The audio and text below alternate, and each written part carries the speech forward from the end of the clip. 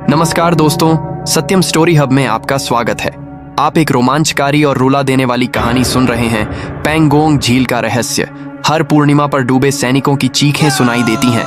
अगर आपको कहानी पसंद आई हो तो कृपया इसे लाइक करें, सब्सक्राइब करना न भूलें और हमें कमेंट में बताएं आपको यह कहानी कैसी लगी। पैंगोंग झील लद्दाख की ऊंचाई पर बसी वह रहस्यमयी झील जो जितनी सुंदर दिखती है उतनी ही भयावह कहानियों को अपने सीने में छिपाए बैठी है।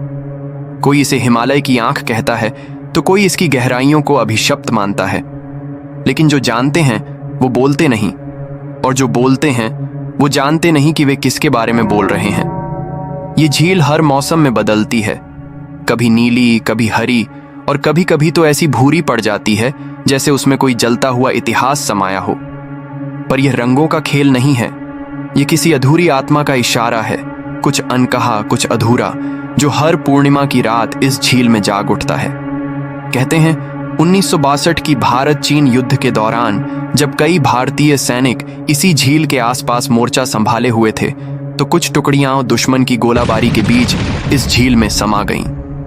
कोई नहीं जानता वे सैनिक मारे गए, डूबे या फिर कहीं और गायब हो गए, लेकिन स्थानीय लोगों का मानना है कि वे आज भी यहीं हैं, झील के भीतर, रुके हुए समय की तरह, अटके हुए चीखों की तरह।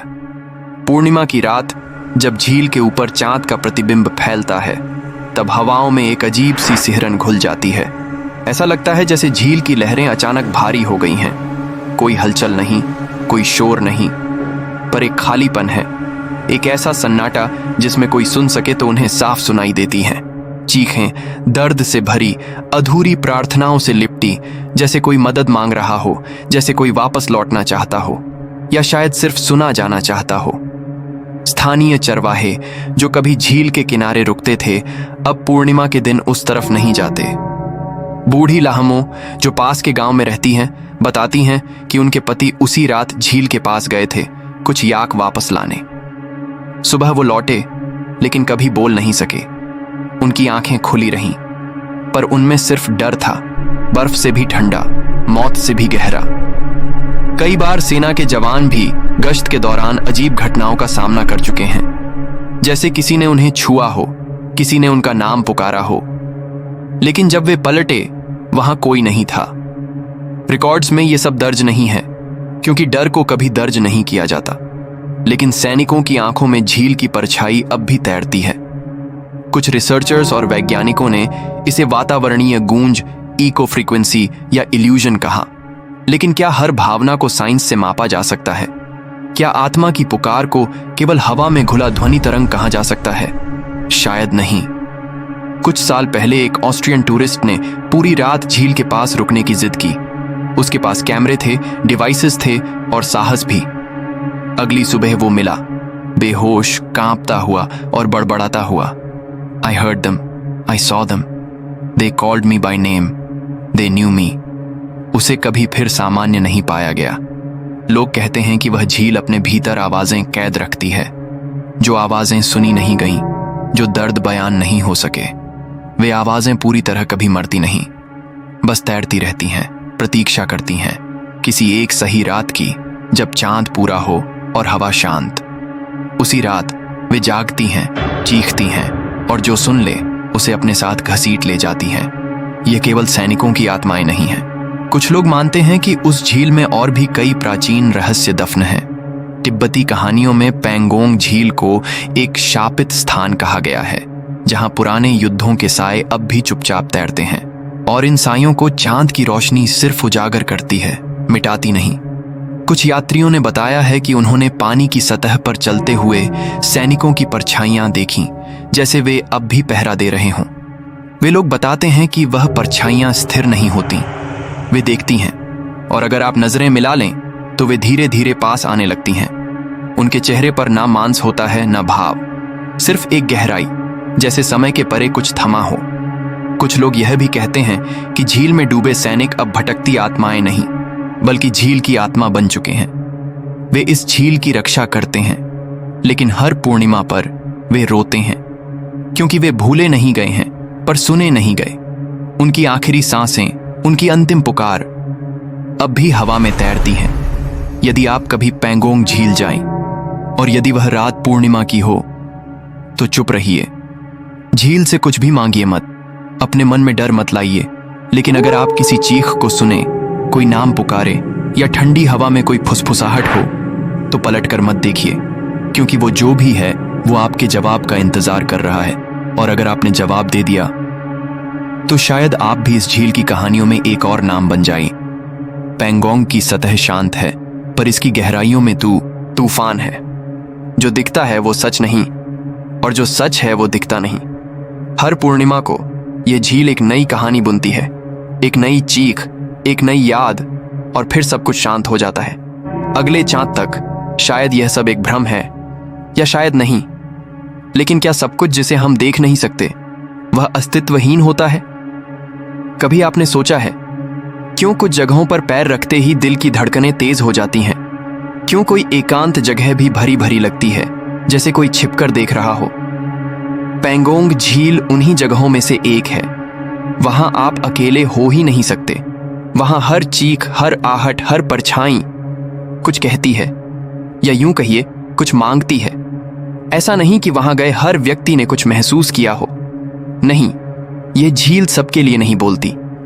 ये सिर्फ उन्हें बुलाती है जो सुनने को तैयार हों, जिनके भीतर डर की जगह प्रश्न है, जो उत्तर चाहते हैं और जिन्हें झील अपना उत्तर बना लेती है। कभी कभी आत्माओं को चैन नहीं चाहिए होता, उन्हें गवाह चाहिए होता है, और पैंगोंग झील गवाहों को चुनती है, जैसे वो जानती हो कि किसकी आत्मा टूटने के कगार पर है, किसके जहन में सवाल इतने गहरे हैं कि उन्हें उत्तर देकर झील भी हल्की हो जाए। कभी कभी रात के तीसरे पहर जब हवा झील की सतह को बिना लहर पैदा किए चूमती है, तब लगता है जैसे कोई सांस ले रहा हो, धीमी, भरी हुई और टूटी हुई सांसें। अगर आप तब झील के किनारे खड़े हों और बहुत ध्यान से सुने तो ऐसा लगेगा जैसे कोई आपको अपने पास बुला रहा हो। वह आवाज न जोर से होती है न धीमी, वह सीधी आपकी चेतना में उतरती है। एक बार एक कैमरामैन जिसका नाम अनिल था, वह एक डॉक्यूमेंट्री के लिए यहाँ आया। उसने तय किया कि वह बिना किसी लोकल गाइड के पूरी रात वहीं रहेगा। Camera on, lights off. अगली सुबह वह लौटा, चुप। उसके कैमरे में सिर्फ 1 घंटी की आवाज रिकॉर्ड हुई थी, लगातार, एक जैसी। लेकिन पास में कोई मंदिर नहीं था, कोई घंटी नहीं थी। अनिल ने बताया कि वह एक आवाज सुन रहा था, कोई उसे उसकी माँ के नाम से पुकार रहा था, उस झील में जहां उसने कभी अपनी माँ को नहीं लाया था। वह अब कैमरा पकड़ता है लेकिन रिकॉर्ड नहीं करता। कुछ आवाजें हमें खोज लेती हैं और कुछ आवाजें हमसे हमारी पहचान छीन लेती हैं। जो भी वहां गया और सच में वहां की आत्मा को महसूस किया, वह बदल गया। कोई कहता है उसे रात में नींद नहीं आती क्योंकि सपनों में झील आती है और उसमें एक चेहरा जो हर बार और पास आता है। कोई कहता है कि उसे पानी से डर लगने लगा है, नहाते वक्त भी लगता है कोई पीछे खड़ा है। एक फोटोग्राफर ने कहा कि उसकी खींची गई तस्वीरों में एक अतिरिक्त छाया होती है, वही आकृति, वही धुंध, हमेशा उसके पीछे। क्या यह सब कल्पना है या झील ने उन्हें अपने भीतर की कोई परत दिखा दी है? अगर आप कभी पैंगोंग झील जाएं, तो यह न सोचिए कि आप किसी पर्यटक स्थल पर हैं। नहीं, आप एक ऐसे स्थान पर हैं जहां समय, मृत्यु और मौन के बीच की रेखा धुंधली हो जाती है, जहां ठंड में सिर्फ तापमान नहीं गिरता बल्कि आत्मा भी जम सी जाती है। पूर्णिमा की रात जब चांद अपनी सबसे स्पष्ट छाया झील पर डालता है, तब पानी दर्पण नहीं रह जाता, वह एक द्वार बन जाता है।